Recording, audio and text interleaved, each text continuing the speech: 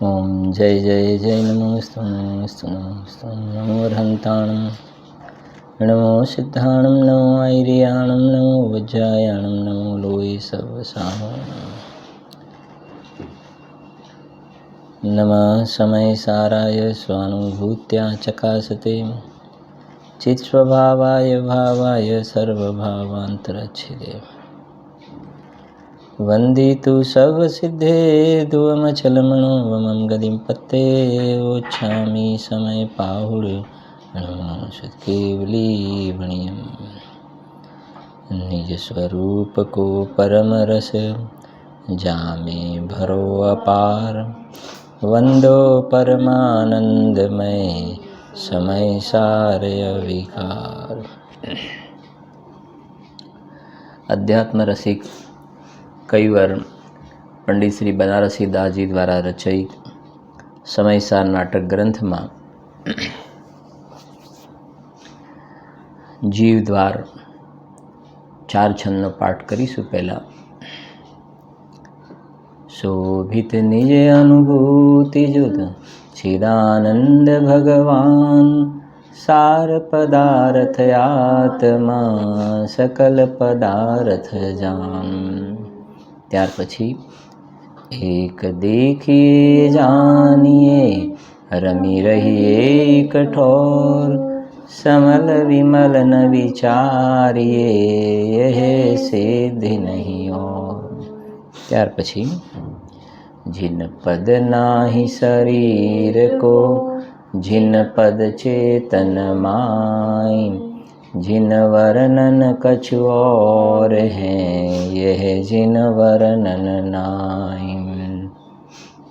त्यार पछी छिल्लो कहे विचक्षण पुरुष सदा में एक हो अपने रस सो भर्यो आपनी टेक हो। मोह कर्म मम नाही नाही भ्रम कूप है शुद्ध चेतना सिंधु हमारो रूप है। સ્વાધ્યાયની અંદર આપણે 6 નંબરનો શ્લોક છે પાઠ કરીશું। Page number 29। ज्यों नर कोई गिरे गिरि सोती सोई ही तू जो गहे दिट बाही त्यों बुध को व्यवहार भलो तब लो जब लो शिव प्रापति नाही।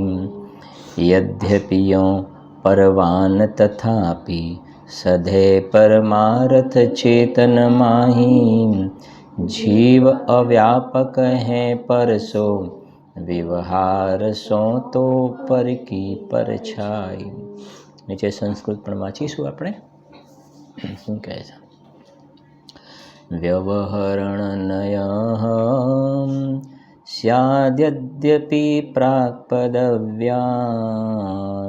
निहितपदानां हन्तहस्तावलम्बः तदपि परममर्थं चिच्चमत्कारमात्रं परविरहितमन्तः पश्यतां नैष किंचित। एक बात આપણે કરી હતી કે જ્યો નર કોઈ गिरे गिरि सोती सोई हितु जो गहे दिट बाही त्यों बुद्ध को व्यवहार भलो तबलो जबलो शिव प्राप्ति नाही। એનો અર્થ આપણે વિસ્તારથી ચર્ચા પણ કરી હતી છેલ્લા સ્વાધ્યાયમાં કે અહીંયા જે પ્રાક પદવ્યામ નિહિત પદાનામ પ્રથમ ભૂમિકામાં જેમણે પગ મૂક્યો છે એનો અર્થ છે પ્રથમ ભૂમિકામાં પદ મૂક્યો છે એટલે કે સાધક દશાની શરૂઆત થઈ છે, ભગવાન બનવાનો પ્રારંભ થયો, શરૂઆત કરી છે, મોક્ષ માર્ગનો પ્રારંભ, ચોથું ગુણસ્થાન એની વાત છે પેલી તો। પ્રાક પદવ્યામ નિહિત પદાનામ પ્રથમ ભૂમિકામાં જેમને પગ મૂક્યો છે। હવે એ કહેવું છે અહીંયા કે પ્રથમ ભૂમિકામાં પગ મૂક્યો છે, મોક્ષ માર્ગનો પ્રારંભ થયો છે. તો મોક્ષ માર્ગનો જ્યાં પ્રારંભ થાય છે ને ત્યાં આ નિશ્ચય અને વ્યવહારનો બંનેનો જન્મ થાય છે. બંનેનો નિશ્ચય વ્યવહારનો જન્મ થાય છે મોક્ષ માર્ગ પ્રગટ થતાં. આપણે ભણ્યા હતા, કહ્યું હતું પરમાર્થ વચનિકામાં પંડિત શ્રી બનારસીદાસજીએ 3 પ્રકારનો વ્યવહારની એક વાત કરી છે. દરેક પડખા આપણે સમજવા જોઈએ. એક, અજ્ઞાની જીવને મિથ્યા દૃષ્ટિને હજુ આત્માનો અનુભવ થયો નથી, એને પણ એક અપેક્ષાએ વ્યવહાર કહ્યો, એ અશુદ્ધ વ્યવહાર છે. ત્યાર પછી સમ્યક દર્શન પ્રાપ્ત થયું, 4થા ગુણસ્થાનથી 12મા ગુણસ્થાન સુધીનો વ્યવહાર એ મિશ્ર વ્યવહાર છે.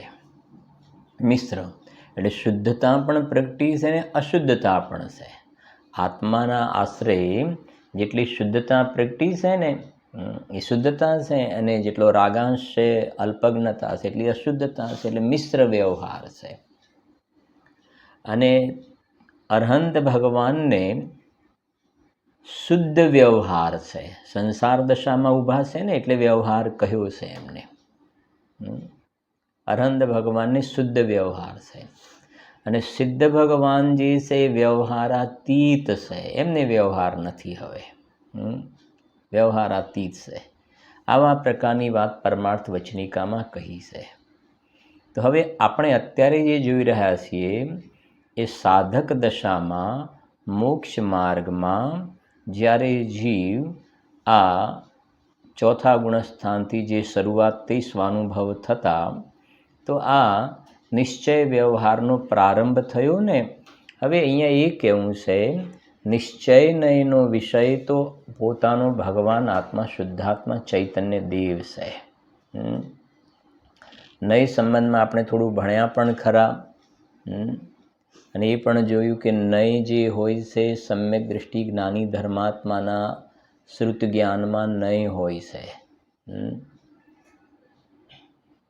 એ સમ્યક દૃષ્ટિ જ્ઞાની ધર્માત્માને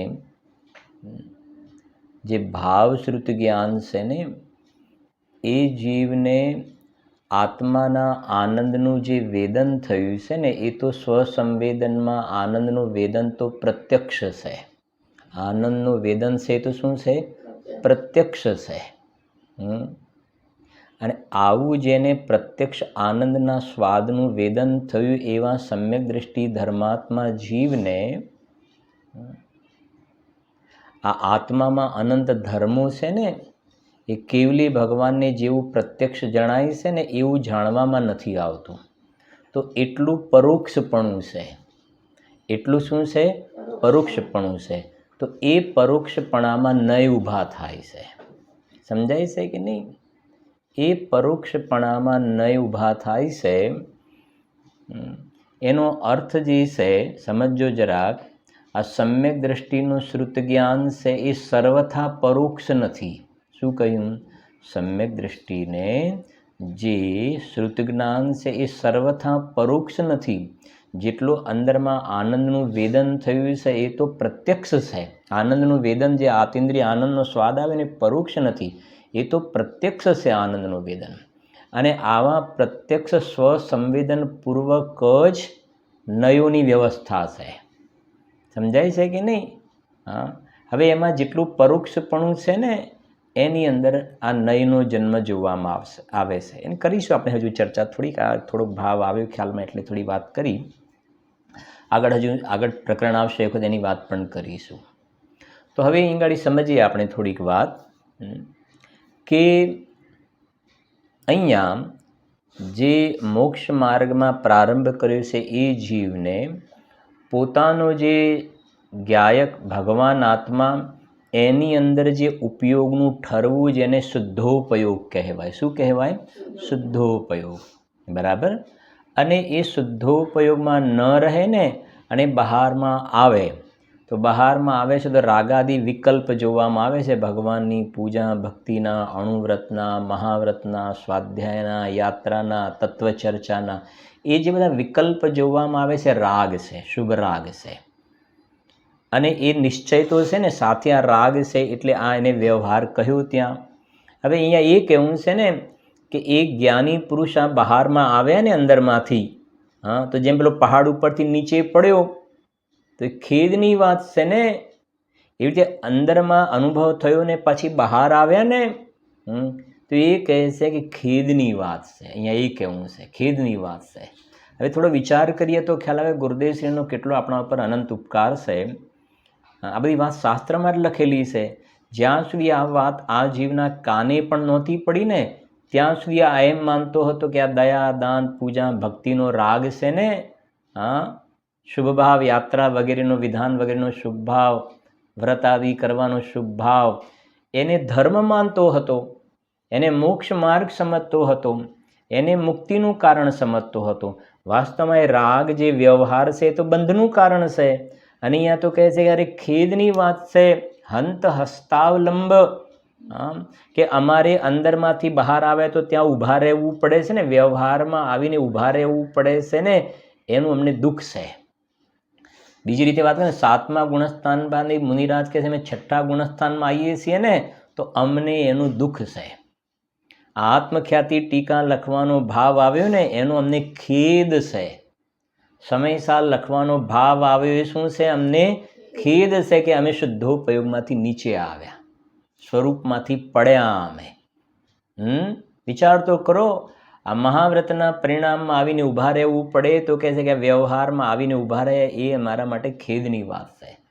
હવે અજ્ઞાની જીવ સમજતો નથી ને એ વ્યવહારને કાં તો પરમાર્થ માને છે અથવા તો વ્યવહારને પરમાર્થનું કારણ માને છે, મુક્તિનું કારણ. અને આ જેમની પર્યાયમાં નિશ્ચય વ્યવહાર પ્રગટ્યા છે એ જ્ઞાની પુરુષો કહે છે કે અરે અમારે આ વ્યવહારમાં આવીને ઊભા રહેવું પડે છે, અંદરમાંથી બહાર આવવું પડે છે, તો અમને એનું અત્યંત દુઃખ છે. પૂજ્ય બહેનશ્રીના વતનામૃતમાં બોલશે ને, આ બહારમાં આવ્યા ને આ રાગાદી વિભાવ ભાવ આવ્યો ને તો કહ્યું કે અરે અમે આ વિભાવમાં ક્યાં આવ્યા, આ તો પરદેશ છે. આ વિભાવ રાગાદી ભાવ એ અમારા રહેવાનું સ્થાન નથી. અમે ત્વરાથી મને ત્વરાથી અમારા મૂળ વતનમાં અમે જવા ઈચ્છીએ છીએ. મૂળ વતનમાં ને આ અંદરમાં ભગવાન આત્મા ત્યાં જવા ઈચ્છીએ છીએ કે જ્યાં બધા અમારા છે. દર્શન, જ્ઞાન, ચારિત્ર વગેરે અનંત ગુણોનો પરિવાર છે ને એ બધા અમારા છે. અમે આ ક્યાં પરદેશમાં આવી ગયા. સમજાય છે કે નહીં? આ ભગવાનની પૂજાનો ભાવ ને ભક્તિનો ભાવ ને દાન દેવાનો ભાવ, મંદિર બનાવવાનો ભાવ, એ બધા ભાવ જે છે એ કહે છે કે અમે ક્યાં આવી ગયા. આ જ્ઞાનીને આવા પરિણામ આવે છે કમજોરી છે. એ શું છે? નબળાઈ છે કે અંદરમાં નથી રહી શકતા તો બહાર આવ્યા તો આવા ભાવ આવે છે. એ જ સમજે છે કે નહીં ભાઈ અમે અંદરમાં ન રહી શક્યા તો આ વ્યવહારમાં અમે આવ્યા. ખ્યાલ આવે છે? તો એ વાત આપણે કરી પણ ખરી. એવી શું કહે છે એટલે લખ્યું ને, જ્યો નર કોઈ ગિરે ગિરી સોતી સોઈ તું જો ગહે દિડબાહી, ત્યોં બુદ્ધ કો વ્યવહાર ભલો. ભલોનો અર્થ કર્યો હતો ને, ત્યોં બુદ્ધ કો એટલે જ્ઞાનીને અંદરમાંથી બહાર આવ્યા તો વ્યવહાર ભલો એટલે હોય છે એમ. વ્યવહાર ભલો એટલે એમને અંદરમાંથી બહાર આવ્યા તો આ ભગવાનની પૂજા ભક્તિનો, નવ તત્વનો વિચાર, 6 દ્રવ્યના સ્વરૂપનો વિચાર, લોકના સ્વરૂપનો વિચાર, 12 ભાવનાનું ચિંતન, આવા બધા વિકલ્પવાળો રાગવાળો વ્યવહાર એમના જીવનમાં જોવામાં આવે છે. પણ ભલોનો અર્થ એને પોતે અંદરમાં ભલો માને છે કે એને સંવર નિર્જરા માને છે, મોક્ષ માર્ગ માને છે, એવો ભલોનો અર્થ નથી. ભલો એટલે હોય છે ત્યાં એમ. બરાબર? કહ્યું હતું ને, અમદાવાદથી મુંબઈ જતી વખતે વચ્ચે બધા સ્ટેશન આવે તો શું કહે? ભલે આવશે. પણ એ ઉતરી જવાના વાત નથી ત્યાં આગળ. એનું નામ છે જ્ઞાનીના જીવનમાં આવી જાતિનો વ્યવહાર આવે છે. પણ હવે શાસ્ત્રની ભાષામાં બીજા શબ્દોમાં કહે ને, આવે છે પણ જ્ઞાની પુરુષ એને હે જાણે છે, ઉપાધિ નથી જાણતા. ઉપાધિ નથી જાણતા, હે જાણે છે, છોડવા જેવું જાણે છે, છોડવા જેવું. જેમ કે સર્કસમાં ઉપરથી નીચે પડી જાય ઝૂલામાં તો એને દુઃખ થાય છે, પાછા ઉપર ચડી જાય છે. એમ અંદરમાંથી બહાર આવ્યા ને તો પાછા અંદરમાં ખેંચતા છે ને અંદરમાં પાછા ચાલ્યા જાય છે. એનું દુઃખ છે એમને. આગળ કહે છે જો, ત્યાં બુદ્ધ કો વ્યવહાર ભલો ક્યાં સુધી? તબલો જબલો શિવ પ્રાપ્તિ નાહી. જ્યાં સુધી મોક્ષની પ્રાપ્તિ થતી નથી ને ત્યાં સુધી ભૂમિકા અનુસારનો એ પ્રમાણે આવી જાતિનો વ્યવહાર જોવામાં આવે છે. ગુણસ્થાનની ભૂમિકા પ્રમાણે એવી જાતિની સ્થિતિ જોવામાં આવશે. એ કહે છે અહીંયા ગાડી તબલો જબલો શિવ પ્રાપ્તિ નાહી. અને જે કહ્યું ને શિવની એટલે મોક્ષ દશાની પ્રાપ્તિ થઈ ગયા તો પછી વ્યવહારાતીત થઈ ગયા, પછી કોઈ પણ પ્રકારનો વ્યવહાર જોવામાં આવતો નથી. ના અશુદ્ધ વ્યવહાર, ના મિશ્ર વ્યવહાર કે ના શુદ્ધ વ્યવહાર, કોઈ પણ વ્યવહાર નથી જોવામાં આવતો સિદ્ધ દશા પ્રગટ થતા. ઠીક છે. હા, એક બીજો પણ અર્થ સાંભળો હવે. ત્યાં શાસ્ત્રમાં એક પણ આ પણ અર્થ આવ્યો છે. અશુદ્ધ વ્યવહારની વાત કરીએ, અજ્ઞાની જીવને મિથ્યા દ્રષ્ટિને. હંત હસ્તાવલમ, છેલ્લા સ્વાધ્યાયમાં આપણે વાત કરી હતી કે આપણે ઉપર ચડવું છે, બરાબર છે ને?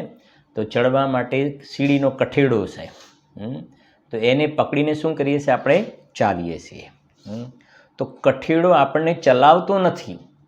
ચાલીએ છીએ તો આપણે સ્વયં એક પગ બીજો પગ ઉપર, આમ સીડીના પગથિયા હોય છે ને, પગથિયા પર પગ મૂકીને, તો પગથિયા આપણને ચડાવે છે. પગથિયા જે સ્ટેપ છે ને, એક એક સ્ટેપ એ ચડાવે છે. અચ્છા, સાઈડમાં કઠેડો છે, એને પકડીને ચાલીએ છીએ તો કઠેડો ઉપર લઈ જાય છે, પગથિયા ઉપર લઈ જાય છે કે ના, આપણે સ્વયં ઉપર ચડીએ છીએ, આપણા અંદરમાં તાકાતથી ચડીએ છીએ. દ્રષ્ટાંત સમજો. એની અંદર પેલા સ્ટેર, પગથિયા જે છે અને આ કઠેડો વગેરે શું છે? માત્ર નિમિત્ત કારણ છે. સમજાય છે કે નહીં? એવી રીતે હવે ખાસ સમજો.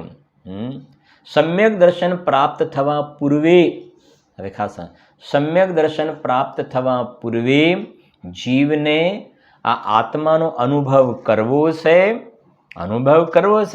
હવે આત્માના સ્વરૂપનો એને ખ્યાલ નથી આવતો. 8મી ગાથા મેં તમને કહ્યું હતું, સમયસારની 8મી ગાથા. ભાષા નાર્ય વિના ન સમજાવી શકાય અનાર્યને, વ્યવહાર વીણ પરમાર્થનો ઉપદેશ એમ અશક્ય છે. બહુ સરસ ગાથા છે. અનાર્યને એની ભાષામાં સમજાવવામાં આવે તો એને ખબર પડે. મલીચ્છને એની ભાષામાં સમજાવવામાં આવે ને તો ખબર પડે. સીધી ખબર નહીં પડે ને એને, એટલે સમજાવવું પડે છે. ત્યાં લખ્યું કે કોઈ એક મેઢો પુરુષ હતો. મેઢો એટલે એને કાંઈ ખબર નહોતી પડતી કાંઈ, અને બ્રાહ્મણે એને એમ કહ્યું કે સ્વસ્તિ એમ કહ્યું. હવે આમ ને આમ જોઈ રહે છે કે આ શું કહે છે, કાંઈ ખબર નથી પડતી. અને સ્વસ્તિનું મિનિંગ જ ખબર નથી. મિનિંગ ખબર નથી તો એને ખબર ના પડી. તો પછી એને સમજાવ્યું કે આ એમ તમને કહે છે કે તમારું અવિનાશી કલ્યાણ થાવ. અરે યાર, હા. તો એની આંખમાંથી હર્ષના આંસુ આવે કે આ તો મારા કલ્યાણની વાત કરે છે. હવે એની લેંગ્વેજ ખબર નહોતી ને, સમજાય છે કે નહીં? જેમ અમેરિકા કે ત્યાં ઇંગ્લેન્ડમાં રહેતા હોય ને ઇંગ્લિશમાં જાણતા હોય.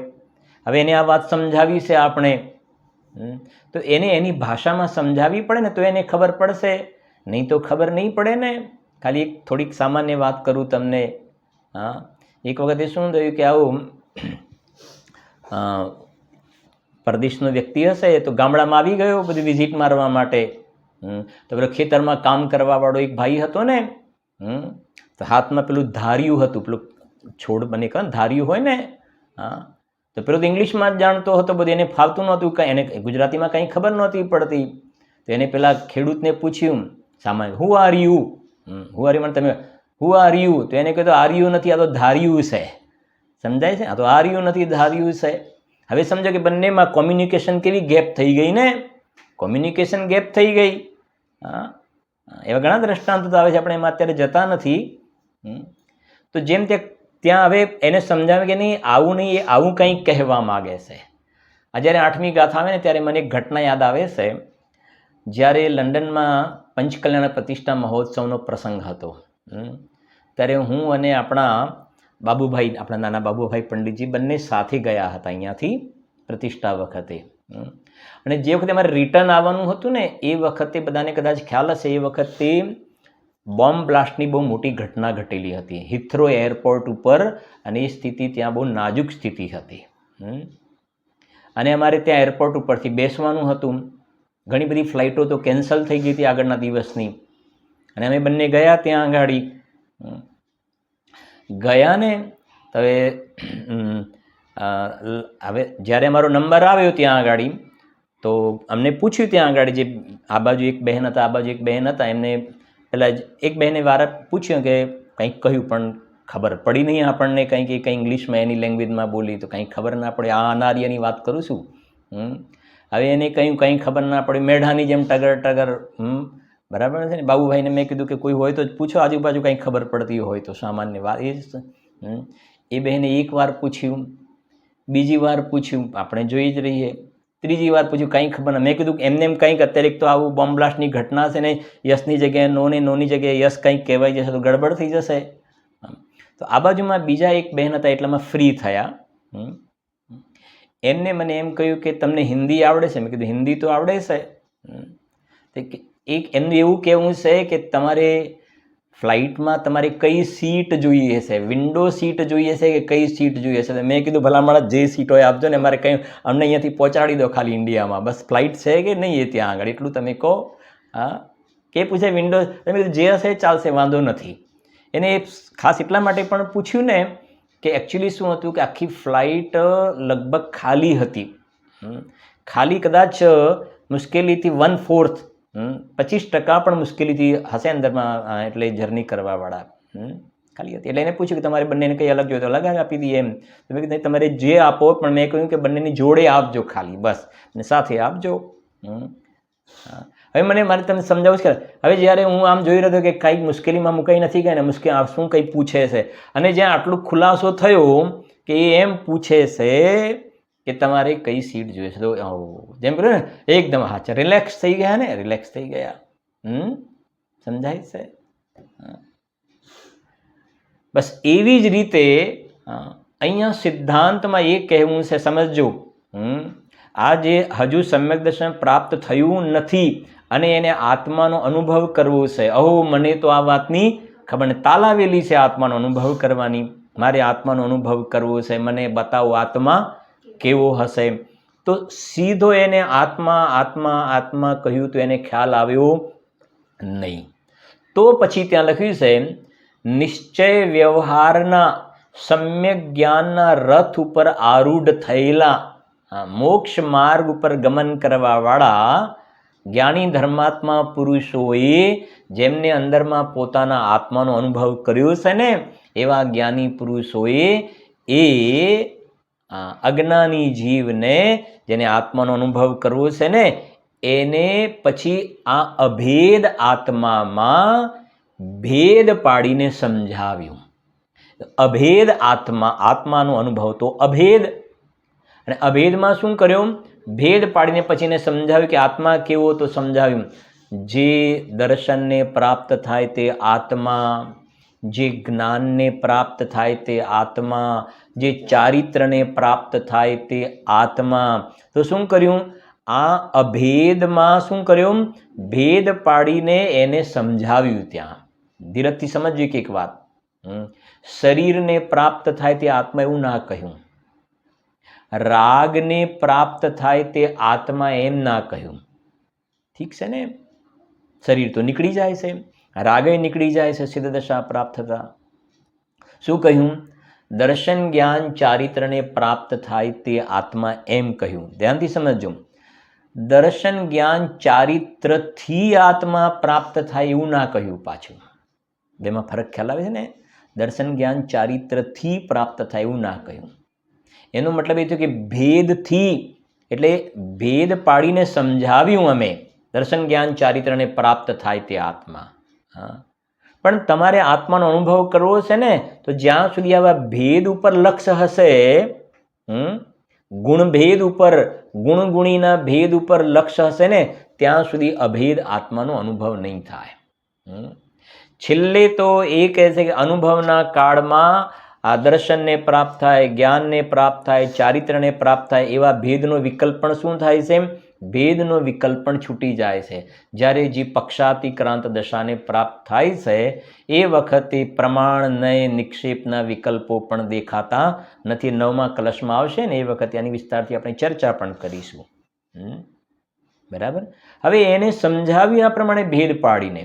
હવે આ શિષ્ય કેવો હતો? જેમ પેલો આમ ટગર ટગર જોઈ રહ્યો હતો ને, બસ એવી રીતે આ તૈયાર જીવ હતો, પાત્ર જીવ હતો, સંસારથી ખરેખર થાકેલો હતો અને એને આત્માનો અનુભવ કરવો હતો. એને સમજાવ્યું કે આ જે જાણનાર છે તે જીવ છે, દેખનાર છે જીવ છે, ચેતનાર છે તે જીવ છે. તો એ જીવને સમજાવ્યું આ પ્રમાણે કે આજે જે જાણવું થાય છે ને એને જીવ કહેવાય. હા, જાણનાર ક્રિયા થઈ રહી છે ને તો એ સમજો આ જ્ઞાન ગુણ અને એની જાણવાની ક્રિયા, એના દ્વારા એને સમજાવ્યું કે આ જાણવું જ્યાં થાય છે ને, આત્માની શંકા કરે, આત્મા પોતે આપ શંકાનો કરનારે, અચરજ એ હે અમાપ. ત્યાં એમને કહ્યું ને આગળ જતા, સર્વ અવસ્થાને વિશે ન્યારો સદા જણાય, પ્રગટ રૂપ ચૈતન્યમય એ ધાણ સદાય. એ ધાણ એટલે ચિહ્ન. આ જાણવું જે થાય છે ને બસ એ આત્મા છે. એ જાણવાની દોરીએ પકડીને તો ચાલો જા. બસ એ જાણવું એમ જ્યારે અંદરમાં વાસ્તવમાં ખ્યાલ આવ્યો ને ત્યાં આગાડી, તો એ વખતે કહે છે કે જીવને અંદરમાં સ્વાનુભૂતિ થઈ ગઈ. અને જેમ પેલાના આંખમાંથી હર્ષના આંસુ આવ્યા ને એમ અહીંયા આત્મામાંથી અતિન્દ્રિય આનંદ ઝરવા લાગે છે અને એ જ્ઞાની થઈ ગયો. અશુદ્ધ વ્યવહારમાંથી હવે એને નિશ્ચય વ્યવહારવાળી દશા આવી ગઈ, મોક્ષ માર્ગવાળી. સમજાય છે ને? હવે મારે તમે સમજજો, પેલું સીડીવાળું દ્રષ્ટાંત ભૂલતા ને, ઉપર ચડીએ છે ને તો પેલો કઠેડો જે છે, કઠેડાએ નથી ચડાવ્યો, ચડ્યો તો સ્વયં પોતે. કઠેડો શું છે ત્યાં? નિમિત્ત કારણ. એમ આ અભેદમાં ભેદ પાડીને શું કર્યું? એને સમજાવ્યું. પણ એ ભેદના લક્ષ્ય આગળ નથી વધ્યો. ભેદ તો વ્યવહાર થઈ ગયો. શું કહ્યું? અભેદમાં ભેદ પાડ્યો, શું થઈ ગયો? વ્યવહાર થઈ ગયો. અને વ્યવહાર તો અસત્યાર્થ છે, અભૂતાર્થ છે. સમજાય છે ને? તો એ ભેદ દ્વારા તો સમજાવ્યું, પણ ભેદનું અવલંબન ના લીધું. શું કહ્યું? ભેદ દ્વારા અભેદ આત્માને સમજાવવામાં આવ્યો. તો હવે પાત્ર જીવ હતો ને, એ ભેદ દ્વારા અભેદ આત્માને સમજાવ્યો ને, તો એને અભેદ આત્માનો અનુભવ કરી લીધો ને ભેદનું લક્ષ્ય છોડી દીધું. દ્રષ્ટાંત આપ્યું હતું ને ચંદ્રમાનું. હવે સીધો ચંદ્રમા નહોતો દેખાતો, તો આંગળીના માધ્યમથી કે તમે મારી આંગળીની સામે જુઓ તો ચંદ્રમા દેખાશે. તો એને શું કર્યું? આંગળી જોઈને પછી સીધું કોની સામે જોઈ લીધું? ચંદ્રમા. તો આંગળીનું અવલંબન શું કર્યું? છોડ્યું અને ચંદ્રમાનું અવલંબન લીધું. ત્યારે એને આંગળીનું અવલંબન લીધું એવો વ્યવહાર પણ સાચો કહેવાય. આંગળીનું અવલંબન સમજો, મારી આંગળી સામે જુઓ તો તમને ચંદ્રમા દેખાશે, અને ચંદ્રમાને જ્યાં સુધી ના જોવે ને ત્યાં સુધી આ આંગળી તમે ઈશારાથી જે સમજાવે ને એનાથી મને ખ્યાલ આવી ગયો વ્યવહાર આવશે? એવા વ્યવહારનો જન્મ નહીં થાય. તમે મને આંગળીથી બતાવ્યું ને એટલે જલ્દી ખ્યાલ આવી ગયો. જલ્દી ખ્યાલ આવ્યો તો ચંદ્રમાને જોવાથી ચંદ્રમાનો ખ્યાલ આવ્યો. આંગળી તો શું છે? નિમિત્ત છે. સમજાય છે કે નહીં? એમ વ્યવહાર દ્વારા પરમાર્થને શું કર્યો? સમજાવવામાં આવે. વ્યવહાર દ્વારા પરમાર્થ એટલે અભેદમાં ભેદ પાડીને આત્માના સ્વરૂપને સમજાવવામાં આવ્યું છે. હવે જે જીવો આત્માની ઓળખાણ કરી લે છે ને, આત્માની ઓળખાણ કરે છે, એને એમ કહેવાય કે ભાઈ આવી જાતિનો વ્યવહાર સાથે હતો. એના વ્યવહારમાં નિમિત્તપણાનો આરોપ આવશે. ત્યાં આગળ નિમિત્તનો આરોપ આવશે. સમજાય? પેલા આંગળી પર આરોપ આવ્યો ને નિમિત્તપણાનો, ચંદ્રમાને જોયો તો. એમ જે જીવે અંદરમાં ચૈતન્ય ચંદ્રનો અનુભવ કર્યો ને એને આરોપ આવશે કે આ ભેદ દ્વારા અમને અભેદ આત્માની અનુભૂતિ થઈ.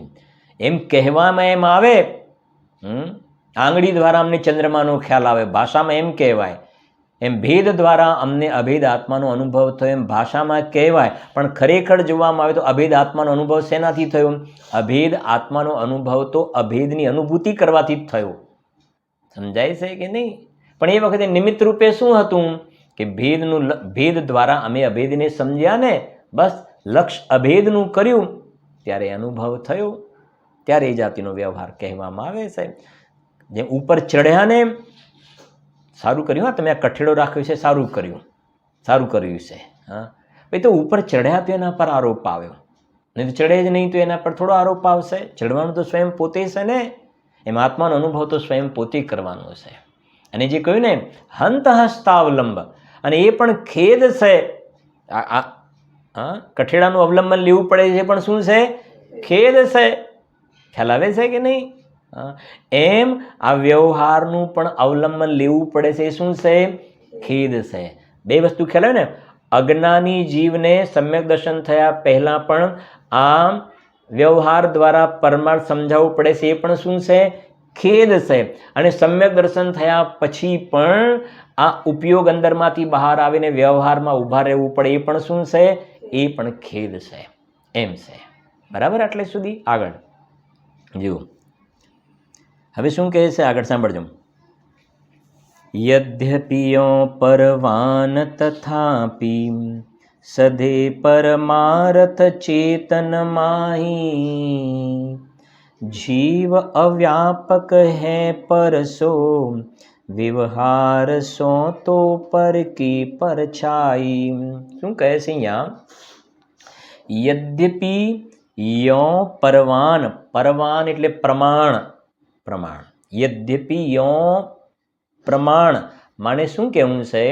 કે નિશ્ચયની સાથે, સાંભળજો, નિશ્ચયની સાથે યથા યોગ્ય જે વ્યવહાર હોય છે ને, અણુવ્રત મહાવ્રતનો, ભગવાનની પૂજા ભક્તિનો, જ્ઞાની પુરુષને ભૂમિકા અનુસારનો રાગ વ્યવહાર જોવામાં આવે છે, એ વાત પ્રમાણ છે, વાત સાચી છે, એમાં કંઈ વાંધો નથી. એ પ્રમાણ માને બરાબર છે. યદ્યપિ લખીને, યદ્યપિ જો કે યો પરવાન, એ વાત બરાબર છે કે આવે છે આ પ્રમાણે સાધક દશામાં વ્યવહાર. તથાપી, પચોખવટ કરી જો, યદ્યપિ અને તથાપી આવી જાતિનો હોય છે તો પણ સધે પરમાર્થ, હવે પરમાર્થ શબ્દ આવ્યો, સધે પરમાર્થ, પેલો ઉપરવાળો છે યદ્યપિ યો પરવાન એટલે વ્યવહાર એ પરમાર્થ છે, વ્યવહાર વ્યવહારથી પરમાર્થ છે, આવું સમજવાનું, આ ખાસ યાદ રાખવાનું. યદ્યપિ યો પરવાન માને વ્યવહાર વ્યવહારથી પરમાર્થ છે, પણ નિશ્ચયની અપેક્ષાએ જોવામાં આવે ને તો વ્યવહાર અસત્યાર્થ છે. સમજાય છે ને? જુઓ, એક સિમ્પલ દ્રષ્ટાંત પણ આપીએ આપણે, તમને ખ્યાલ આવશે.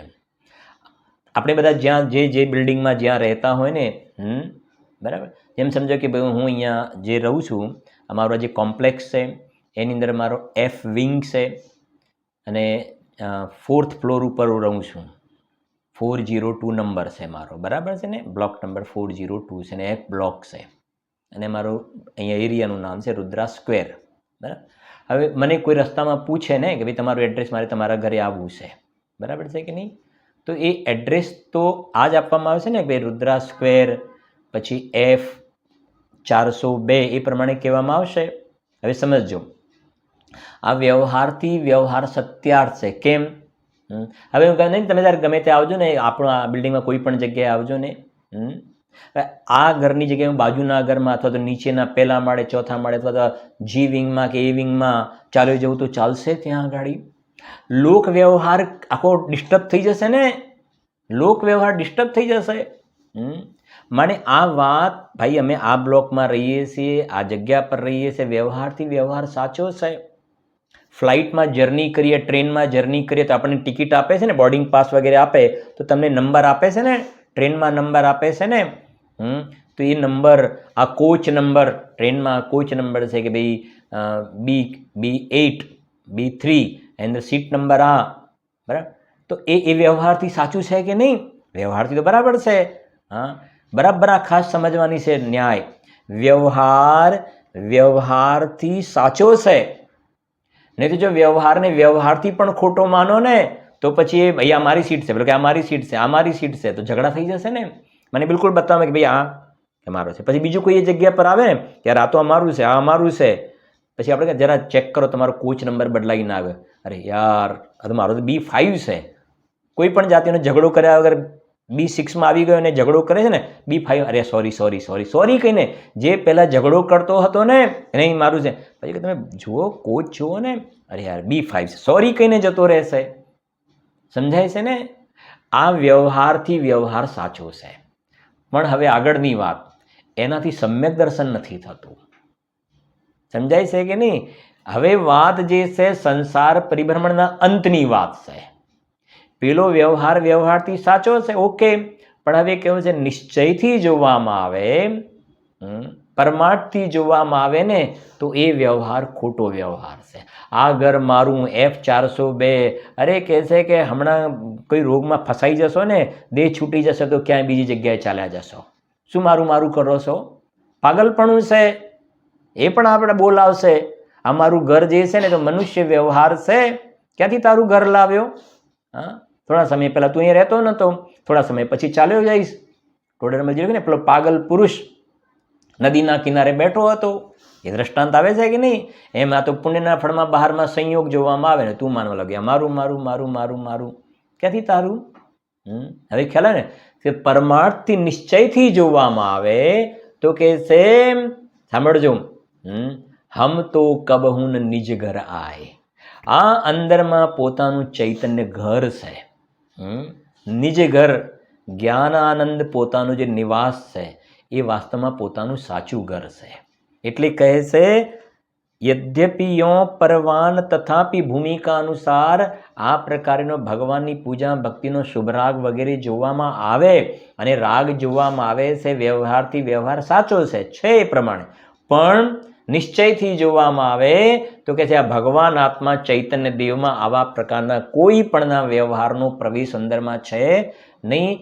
રાગાદી વિકલ્પ જે છે, ગુણભેદના વિકલ્પ છે, પર્યાયના ભેદના વિકલ્પ છે, એ ત્રિકાલી ધ્રુવ ભગવાન આત્મા જે ચૈતન્ય તત્વ છે એ તો ઉત્પાદ વ્યયથી નિરપેક્ષ છે, ગુણભેદથી ભિન્ન છે, કર્મની ઉપાધિથી નિરપેક્ષ તત્વ છે, વ્યવહારથી નિરપેક્ષ છે, અંદરમાં ચેતન તત્વ છે. એ કહે છે અહીંયા, જો મેં તમને એક વાત યાદ કરાવી, ખ્યાલ હોય તું, આ કળશ આવ્યા છે ને એ 13 ગાથાની પહેલાંના 3 કળશ છે, 13 ગાથાની પહેલાંના 3 કળશ.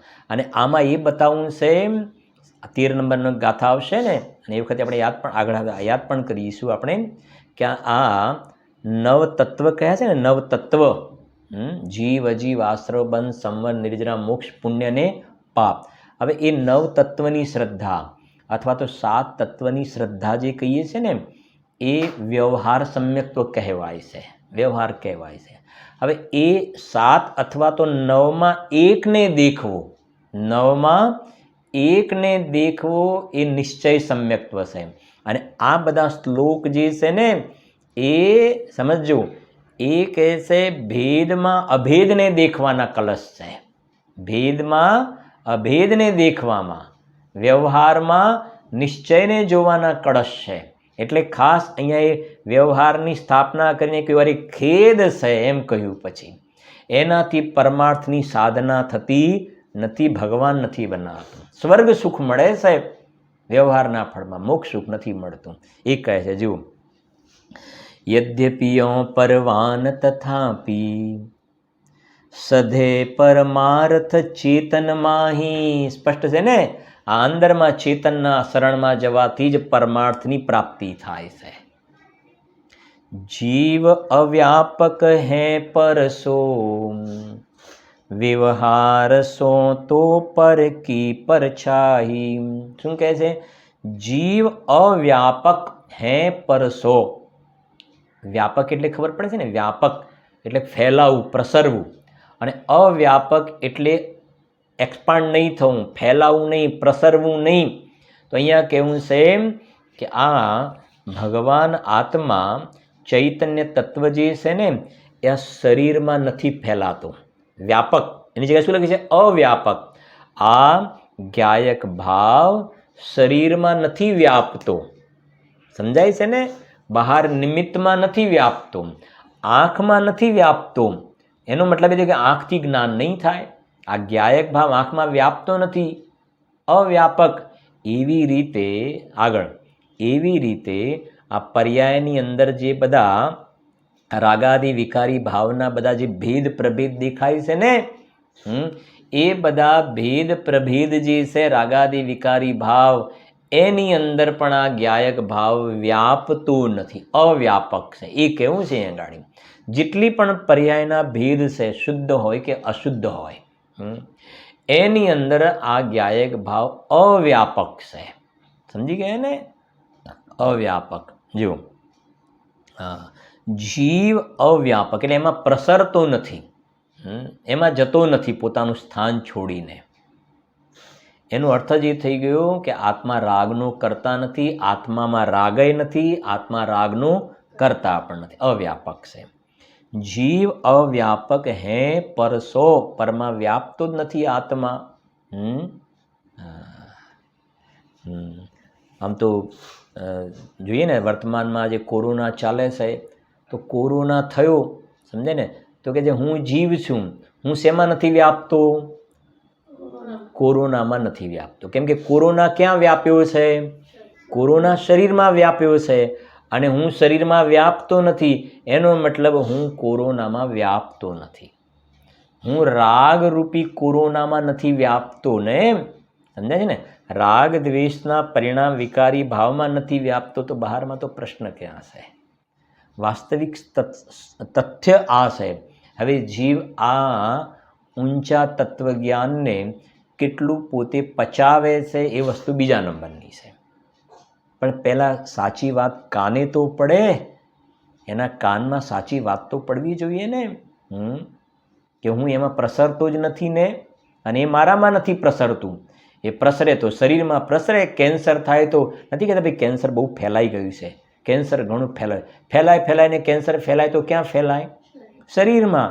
કેન્સર તો મારી પર્યાયમાં નથી ફેલાતું, શરીરમાં ફેલાય છે ને. જીવ કેમ દુઃખી થાય છે? કે એમ સમજે છે કે આ કેન્સર મને થઈ ગયું. એ ભ્રમ. એ શું થઈ ગયો? ભ્રમ. વાસ્તવમાં થયું જ નથી એવું. ભ્રમના કારણે જીવ દુઃખી થાય છે. બસ ભ્રમના કારણે તો ભ્રમણ કરે છે સંસારની અંદર જીવ.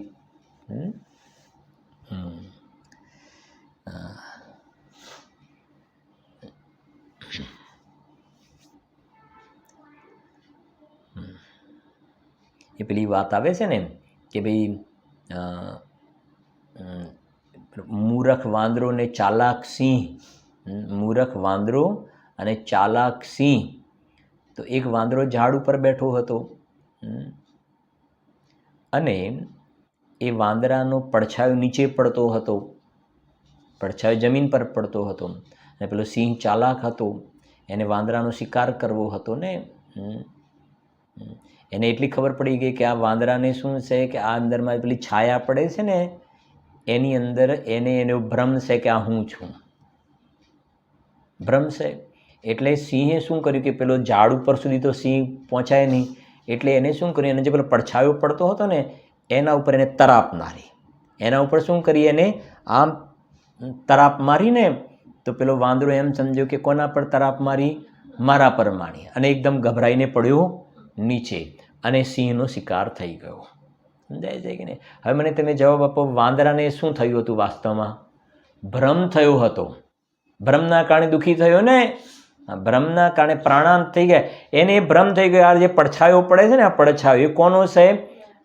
મારો, અને એ હું છું, એ હું છું. સમજાય છે કે નહીં? એમાં એને ભ્રાંતિ થઈ ગઈ, એના કારણે દુઃખી થયો. શેડો. એ ભ્રમ થઈ ગયો એના કારણે. બસ એવી રીતે અજ્ઞાની જીવને આ બધું બહારમાં સંયોગો દેખાય છે ને, એને ભ્રમ થઈ ગયો, આ મારું છે, આ ઘર મારું છે, આ મોબાઈલ મારો છે, આ શરીર મારું છે. તારું ક્યાં છે? પેલો પડછાયો મારો છે, મારો છે. પડછાયો તો પડછાયાનો છે, તારો ક્યાં છે? તું તારામાં છે. એના કારણે એની રચના થઈ છે. અને મારું મારું મારું કરીને પડછાયાને પણ કોઈ લૂંટી ના જવું જોઈએ. મારા પડછાયા પર શું કામ તરાપ મારી? મારા પડછાયા પર શું કામ? અરે તારો પડછાયો પડછાયાનો પડછાયો છે. પડછાયો તો મારો કહેવાય ને. હવે તરાપ મારી તો એ ભાઈ નીચે કૂદ્યા તો મરી ગયા. એમાં મારું ઘર, મારું શરીર, મારી ગાડી, મારી ફેક્ટરી. હા, હવે તારી ક્યાંથી લાવ્યો? એ ફેક્ટરી નહીં છે, ગાડી નહીં છે. હા, પણ આને ભ્રમ થઈ ગયો ને. અને જેમ પેલો સિંહે તરાપ માર્યો એમ બસ કાલ સિંહને મૃગ ચેતન કો घेरा भवन में नहीं बचावन हारा कोई यो समझो मन में. ક્યાં આવે છે? ભૂલી ગયા. 12 ભાવનામાં. કોની? મંગતરાયજીની 12 ભાવના. આના તો પેલા રાગ ઉપરથી જ ખ્યાલ આવી જાય એવું છે ને. હા. कहाँ गए चक्री जिन जीता भरत खंड सारा, कहाँ गए वे राम रु लक्ष्मण जिन रावण मारा. છે ને એ પ્રમાણે. એટલે કહે છે જીવ અવ્યાપક હૈ પરસો વ્યવહાર સો તો પર કી પરછાઈ. માને જે વ્યવહાર જે છે ને, વ્યવહાર સો તો પર કી પરછાઈ. આ વ્યવહારના પરિણામ છે એ તો પરાશ્રિત પરિણામ છે. વ્યવહારના પરિણામ જે દયાદાન પૂજાના પરિણામ થાય ને એ તો પરાશ્રિત છે. પરાશ્રિત એટલે ખ્યાલ આવે છે ને, તમને દયાનો ભાવ થયો, પૂજાનો ભાવ થયો તો આત્માના આશ્રય નહીં થાય. પૂજનના પરિણામ થયા ને તો ભગવાન ત્યાં અવલંબન આવી ગયું. યાત્રાના પરિણામ થયા ને તો કોઈ તીર્થક્ષેત્ર સિદ્ધ ક્ષેત્રનું. તો વ્યવહાર જે છે એમાં તો પરનો આશ્રય છે. અને પરના આશ્રયમાં ક્યારેય જીવને પોતાના પ્રયોજનની સિદ્ધિ થાય નહીં.